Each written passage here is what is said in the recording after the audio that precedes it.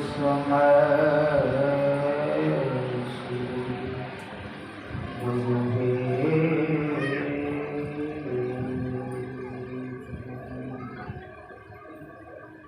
अखंड मंडलाकारं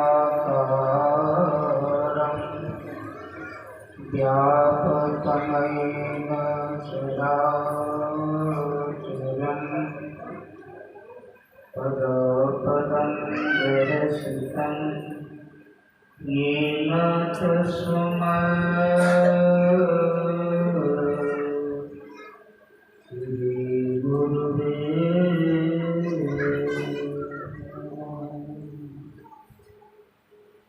वन्दे बोधमयं नित्यं गुरुं शङ्कररूपिणं यमाश्रितो वीरभद्रो कपिः चन्द्रः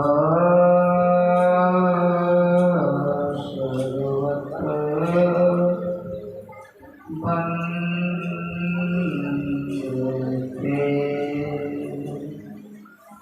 चन्द्रः सर्वत्र वन्दते।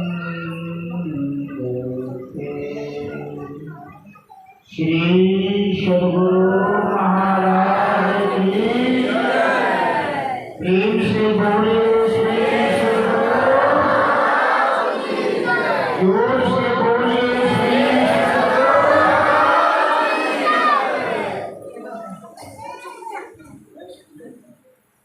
सर्वभूतानि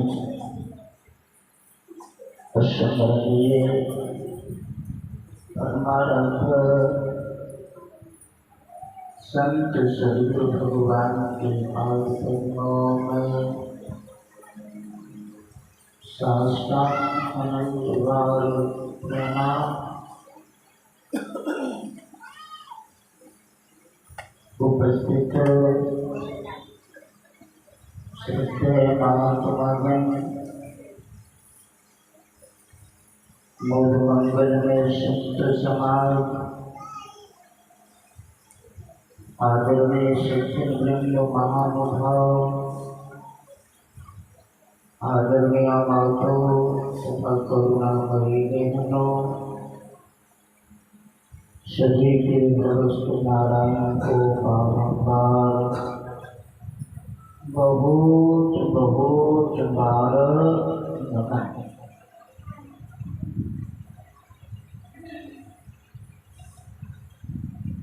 ये नवनिर्मित सत्संग मंदिर के प्रांगण में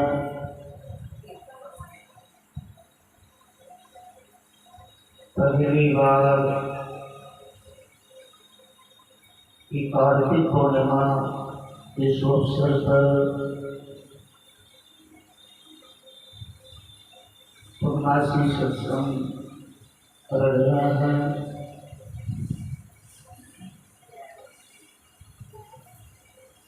इस दुनिया में जो भी है वह अपना परिवर्तन चाहते हैं, अपना जीवन को बदलना चाहते हैं। उदाहरणार्थ एक ग्रामीण पुरुष यह चाहता है कि मैं दरोगा बन जाऊं,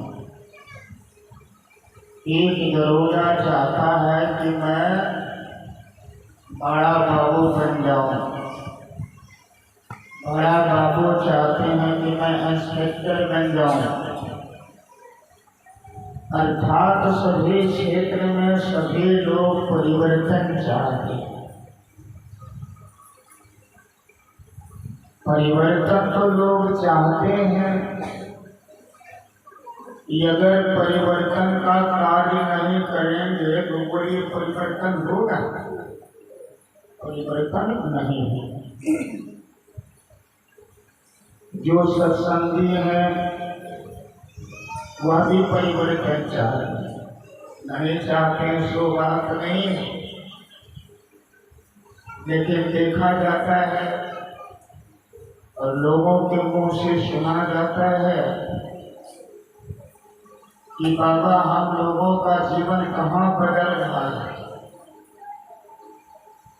अर्थात मैं ये बताना चाहता हूँ कि अगर यदि सत्संगियों का जीवन नहीं बदल रहा है, नहीं बदलने का कारण है। कारण क्या है? मैंने दिन में बताया था। सावधान होकर नहीं सुनेंगे तो मनन ज्ञान नहीं होगा। मनन ज्ञान नहीं होगा तो निधिध्यासन में ज्ञान नहीं होगा।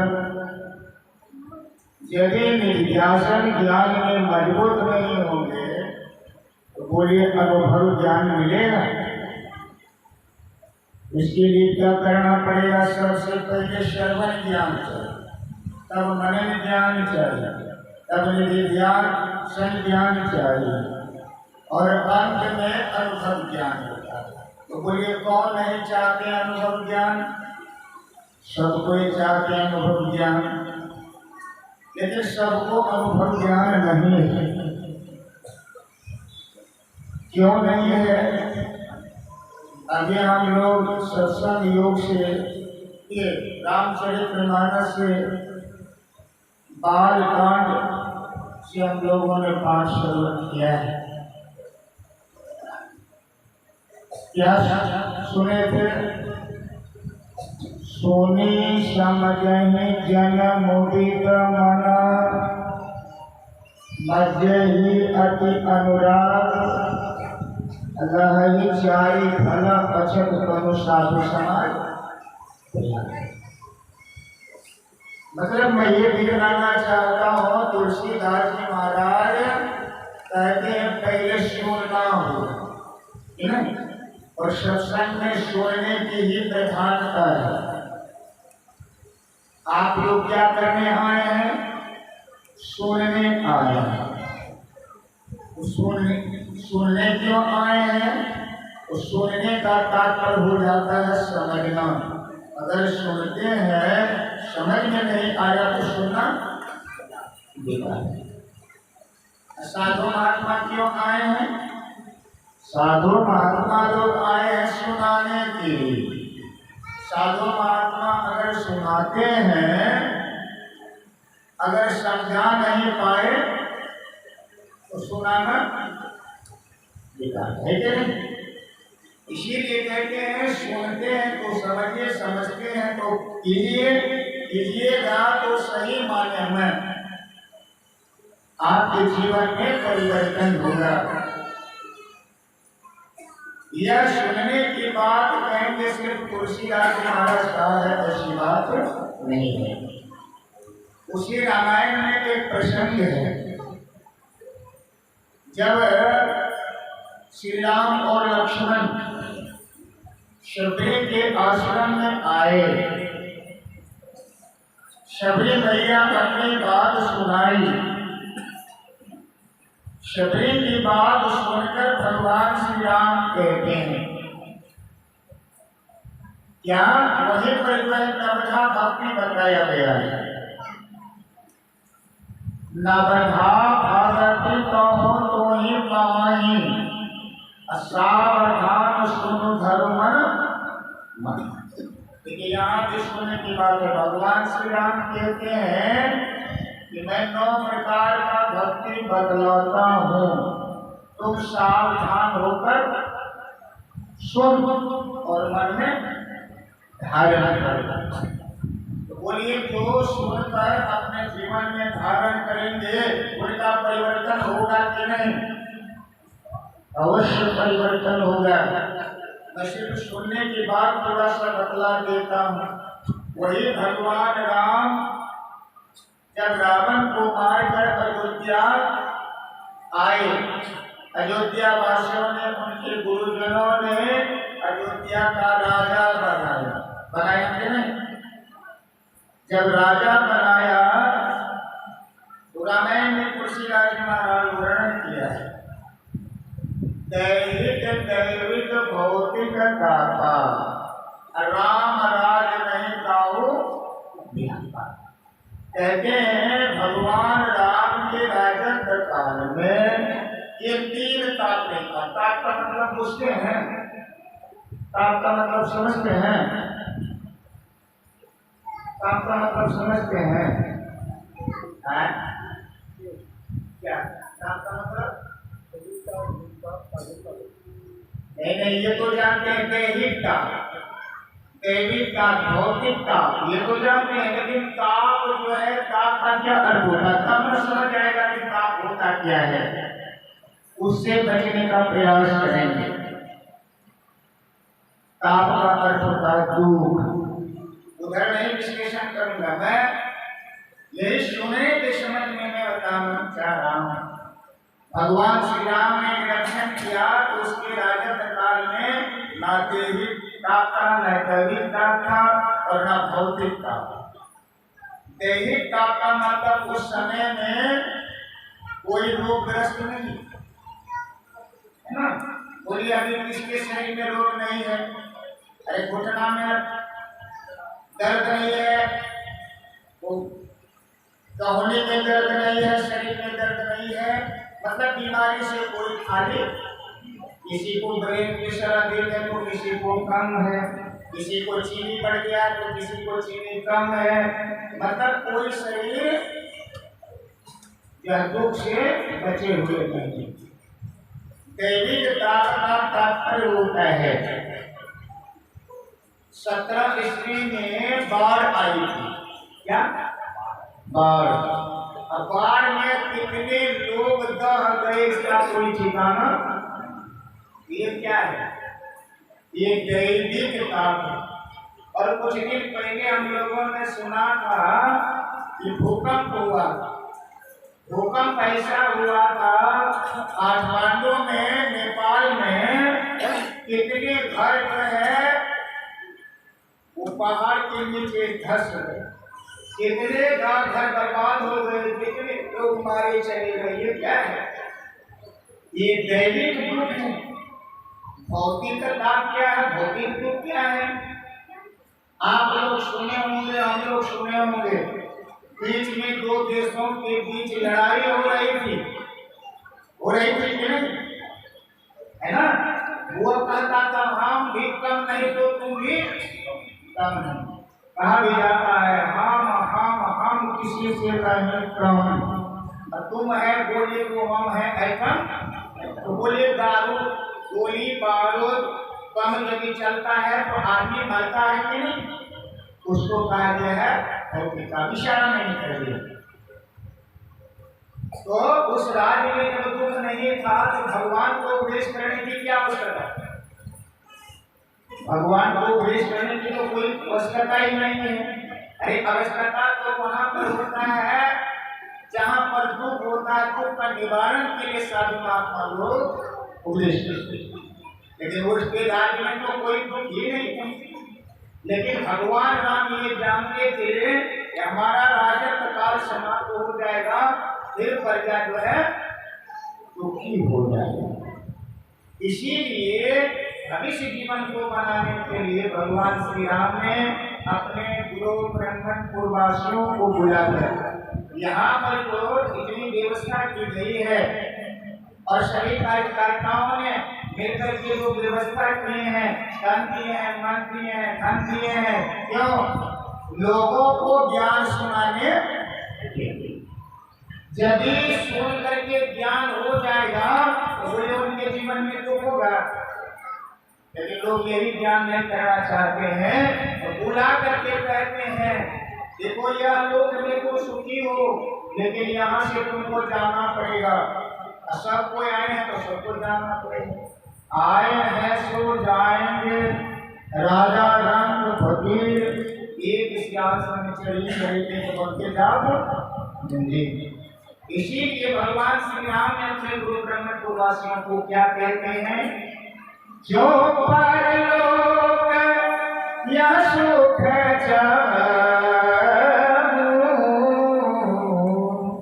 सुनिबा बचन हृदय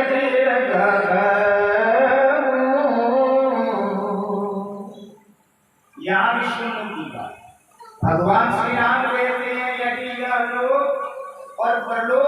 सुखी होना चाहते हो तो मेरे वचनों को सुनो, दृढ़ता के साथ धारण करो। बोलिए सो गुरु। आप लोगों को करीब करीब समझ में आ गया होगा कि हम लोग सत्संग सुनते हैं, जीवन में धारण नहीं करते, इसलिए हम लोगों का परिवर्तन नहीं हो रहा है। हाँ, सुनकर समझ करके यदि धारण कर लेंगे, मैं दावे के साथ कहता हूँ कि परिवर्तन हो जाएगा। और मैं थोड़ा सा सुनने की बात सुना देता हूँ। ब्रह्मानंद स्वामी महाराज को भी नहीं रहा गया, उन्होंने देखिए क्या कहते हैं, सुनो सुनो बचन नर नारी, हरि भजन करो सुखकारी।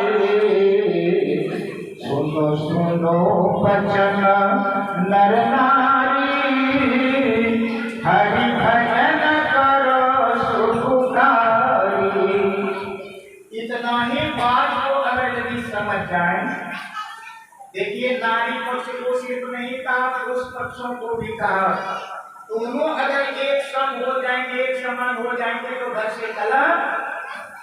देखिए सत्संग का पहला प्रभाव ये है, सत्संग सुनेंगे समझेंगे, थोड़ा सा भी ज्ञान हो जाएगा तो सत्संग का सबसे पहला फल क्या है, मैं आपको सुना देगा। क्या जहाँ सुमति कहाँ संपत्ति नाना, जहाँ सुमति। देखिए इतना सत्संग सुनते हैं फिर भी घर में सुमति, इसका मतलब है कि हम लोग धारण नहीं करते हैं, इसलिए घर में सुमति। सत्संग करने से, सत्संग सुनने से सबसे पहले सुमति, सुमति आने से सब कुछ मिलता है। तो बोलिए जब आने लगेगा तो परिवर्तन नहीं हुआ, जरूर परिवर्तन हुआ। तो इसलिए कहते सुनो सुनो बचन नर नारी, एक दुनिया के नर नारी सुनो, मेरा वचन को सुनो और करो क्या, हरि का भजन करो। इसका भजन करो, हरि का भजन करो। हरि का क्या अर्थ होता है, हरि का क्या अर्थ? मैं पूछता हूँ इसलिए कि देखिए आप लोग समझते हैं कि नहीं।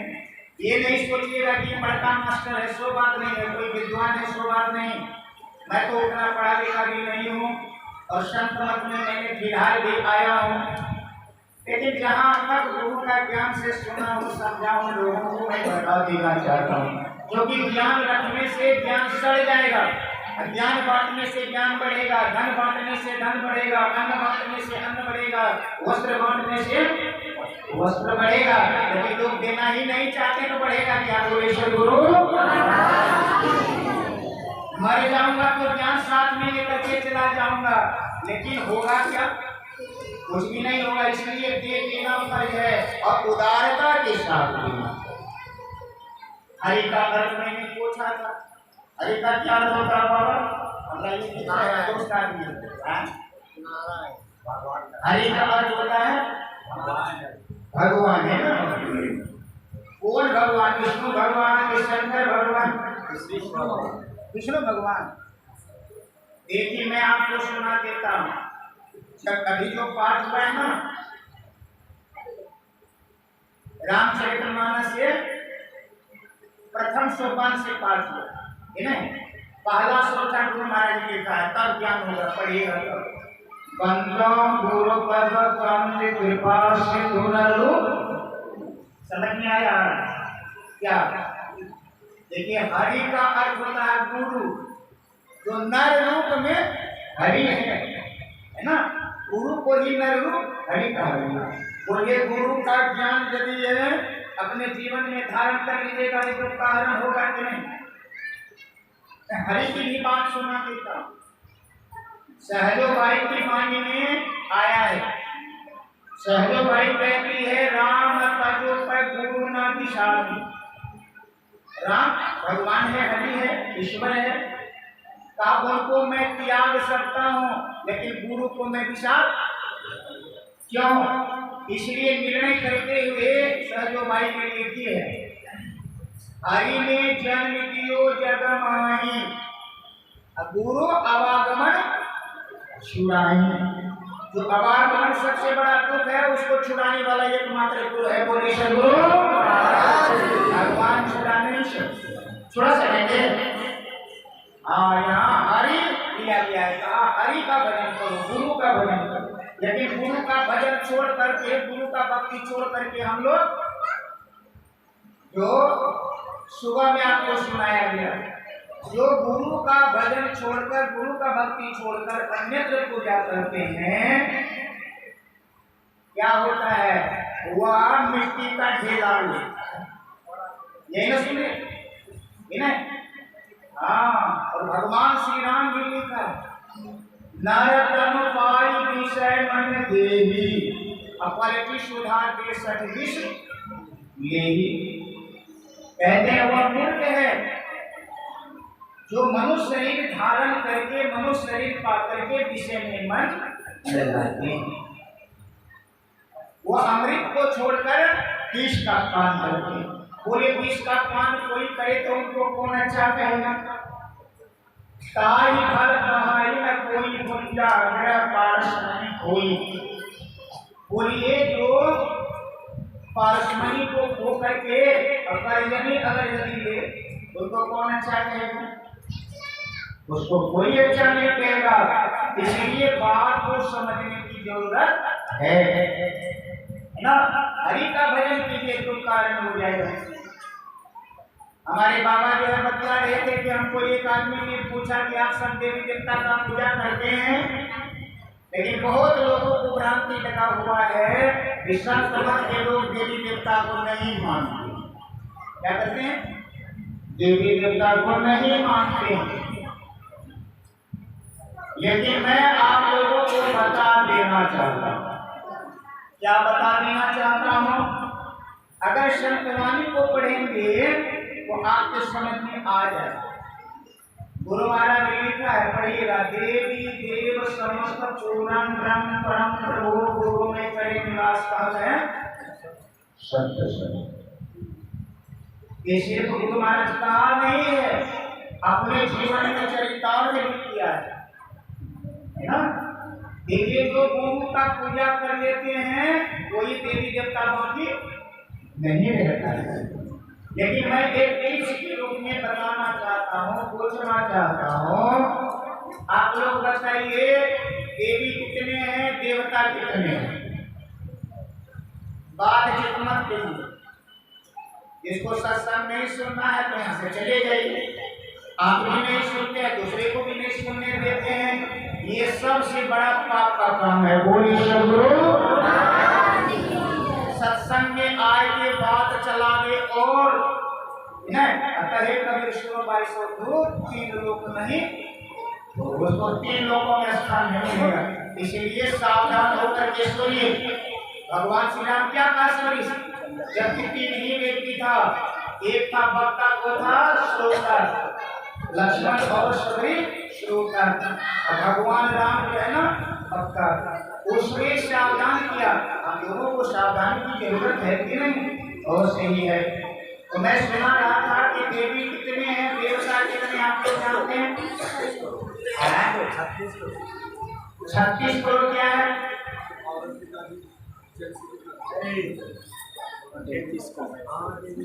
देखिए मैं आप सुनाता हूँ, 33 करोड़ देवियां हैं, 33 करोड़ देवता है। कितना हो गया?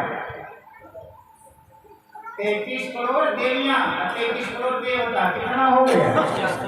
66 करोड़। 66 करोड़ में कितने देवी देवता का नाम जानते हैं? कितने का हो? 100 में 30 खास, 100 नाम जानते जानते पास, और वहां पर 66 करोड़। इसका मतलब है जितने देवता का नाम जानते हैं उतने देवी देवता का पूजा भक्ति। अब बाकी लोगों का तो हम कहते हैं यहाँ पर देखिए इतने लोग हैं, रात्रि काल में भंडारा होगा, कहेगा कि देखिए ऊपर में तो सब है, ऊपर वाला सब उसके लिए भंडारा है, नीचे वाला सबके लिए भंडारा नहीं है। तो बोलिए नीचे वाले क्या करेंगे? नीचे वाले मन ही मन गाली देंगे। अब नहीं था, खाए हल्ला किया था, सच कर रहे हैं, अर्थात मतलब नाराज हो जाएंगे। तो बोली 100 देवी देवता को मना भी लेंगे, लेकिन ये देवता को भी मनाना साधारण बात। अभी तक जीवन बीत गया, 100 वर्ष 80 वर्ष हो चुका है, लेकिन ये कोई देवी देवता आपका बात नहीं सुन, अर्थात साक्षात्कार नहीं हुआ है। तो सोचिए तो क्या करते हैं, और देवी देवता आपको साथ दे रहा कि नहीं, लेकिन जो गुरु का पूजा करते हैं उनके लिए, अरे जब परमात्मा, जब सबका मालिक है परमात्मा को ही गुरु महाराज प्राप्त कर लिया तो कौन देवी देवता बच गया, बोलेश्वर गुरु। इसलिए संत मत के लोग जो है सभी देवी देवता 66 करोड़ देवी देवता का पूजा। इसलिए मैं आप लोगों को बताना चाहता हूँ, और गुरु महाराज को भी नहीं रहा गया, आप पढ़िएगा क्या लिखा, समय गया फिरता नहीं, झट ही करो निज। निष्काम का क्या मतलब, मोटा बात मैं बताता हूँ, मैं बात को जल्दी से लोग समझता नहीं, मोटा बात नहीं कहता। आपको भूख लगा है, अपनी पत्नी को कहिए भोजन कर लीजिएगा, करके बढ़ जाएगा। भूख लगा है आपको तो आपको ही खाना पड़ेगा, नींद लगा है आपको तो आपको ही सोना। ये मोटा निज काम है। मैं निज काम क्या है, तन सुख मन सुख ना सुख तेरो आत्म सुख मिले। आत्मा के लिए जो करते हैं वो आपका निज काम है ना। शरीर के लिए, इंद्रियों के लिए जो काम करते हैं वह निज काम नहीं है, बोल शुरू। इसलिए कहते झट ही करो निज काम, झट का मतलब होता है जल्दी से कर लो। लेकिन हम लोग क्या कहते हैं ना, बड़का लो बैठे तो ठीक है, तब तक इधरे टिकट कट जाएगा, तब जब रजुआ लेकर के चले जाएगा, ये बात को सुन लीजिए। इसलिए गुरु महाराज ने उद्घोष किया, संत मता बिनु गति नहीं, सुनो सकल दे कान। हे दुनिया के लोगों, कान खोल करके सुन लो, जब तक संत के मत में नहीं आओगे, अर्थात संत के विचार को नहीं अपनाओगे, तो तुम्हारा उद्धार गति होने वाला नहीं है। जो चाहो उद्धार हो, यदि उद्धार करना चाहते हो, सुख के सागर में जाना चाहते हो, ब्रह्म शांति को प्राप्त करना चाहते हो, तो बोलो संतान। देखिए, और काम में विलंब हो जाए तो हो जाए, लेकिन संत के संतान बनने में विलंब नहीं होना चाहिए, बोलिए। अच्छा, ये तो बात बताइए, आप के इलाके में कोटादार होगा, कोटादार पूछते हैं ना, हाँ, डीलर चावल तेल गेहूं ये सब जो है बांटने वाला। हम कहते हैं किसी डीलर के पास जाएंगे तो कहीं पर सोना का जो है चावल देगा, किसी पर चांदी का चावल देगा, किसी पर हीरा का जो है चावल देगा, इन्हें चावल देगा ना। यही बात समझ लीजिए, जो भी दीक्षा देते हैं वो हमारा ज्ञान नहीं है, हमारे सरकार का ज्ञान है। जैसे डीलर को चावल गेहूं जो मिलता है वो उसका नहीं हुआ, सरकार है ना, उसको बांटने का लाइसेंस दिया है। आजकल ऐसा कर दिया है कि आप जो है ऑनलाइन से कहीं भी आप सामान उठा सकते हैं। ये नहीं कि हमारा फलना डीलर है उसे क्या उठाएंगे, ऐसी बात नहीं है। जहाँ पर आप जो है अपना अंगूठा देंगे, ऑनलाइन करेंगे, वहीं पर आपका सामान मिल जाएगा। उसी तरह साधु महात्मा को जो दीक्षा देने का अधिकार दिया है, दीक्षा ये कहीं देगा, अलग नहीं देगा होगा। अलग महात्मा अलग नाम बताते हैं, अलग महात्मा अलग नाम बताते, सो बात नहीं, नाम एक ही बता। इसीलिए कहा, जो चाहो उदार को बनो संतान, संतों का संतान बनो। संतों का संतान बनने में विलंब न करो। सुनने की बात आप लोगों ने सुना, और मैंने यह सुनाया कि अगर यदि परिवर्तन चाहते हैं तो साधु महात्माओं के उपदेश को आनंद मन से सुनो, समझो, अपने जीवन में उतारो, मानो। बहुत प्रेम के साथ तीर्थराज प्रयाग में स्नान करते हैं। स्नान करने का फल बताया तुलसीदास महाराज के मतलब जीव और शरीर रहते आपको 1 नंबर में अर्थ, 2 नंबर में धर्म, 3 नंबर में काम और 4 नंबर में मोक्ष। और ये 4 वस्तु जीवन में जिनको मिल जाए तो परिवर्तन और क्या होगा, इससे बढ़कर के कोई परिवर्तन ही नहीं है। बोलिए सद्गुरु। चलिए फिर भी मैं आपको सुना देता हूँ, एक बात आप लोग जान लीजिए, तुलसीदास जी महाराज ने लिखा है, क्या लिखा है, नरक स्वर्ग अपवर्ग निषेनी ज्ञान विराग भक्ति सुख देने। तुलसीदास जी महाराज कहते हैं नरक जाने का शरीर इस शरीर के अंदर में है, स्वर्ग जाने का शरीर इस शरीर के अंदर में है, निषेध का अर्थ शरीर होता है ना, और मोक्ष को पाने का शरीर इस शरीर में लगा हुआ है। ये बात बताइए, नरक कौन जीत जाएगा, नरक कौन जीत जाएगा, नरक कौन जीत जाएगा, तब आपको समझ में आएगा कि सही मायने में ये सत्संग सुन समझ के थोड़ा भी धारण कर देंगे। मैं तो यहाँ तक कहता हूँ कि थोड़े देर अगर सत्संग सुनेंगे आपका जीवन को परिवर्तन कर देंगे। जो तुलसीदास जी महाराज ने कहा, मंजन बन देखिए तत्काला ताप होई पकौ मराला, वर्णित राज में स्नान करने से, डुबकी लगाने से क्या होता है, कहते हैं जीवन को परिवर्तन कर देता, तत्काल बदल देता है। उदाहरण लेकर के कहा, कौवा कोयल हो जाता है, कोयला हंस हो जाता है। तो तुलसीदास जी महाराज सही कहा कि गलत हो, सही कहा है, अच्छा ठीक है, जांच कर देखेंगे तब सही गलत होगा। सोना में जो है ना, आजकल किल्लत में जो है ना, सोना का पानी मिला देता है, पानी चढ़ा देता है और सोना के भाव बेच लेता है। तो बोलिए उसका कीमत कितना, देखिए जो असली सोना रहेगा उसका कीमत बहुत है, जिसमें किल्लत वाला है, पानी चढ़ा दिया है, उसका बहुत कम मामूली। तो मैं आपको बता रहा हूँ तुलसीदास जी महाराज की वाणी में कि कौवा कोयल हो जाता, कौवा हंस हो जाता, ये बोलिए कौवा को अगर 2 महीना तक सत्संग में रखिएगा, सुनाइएगा, तो कौवा बदलेगा क्यों नहीं?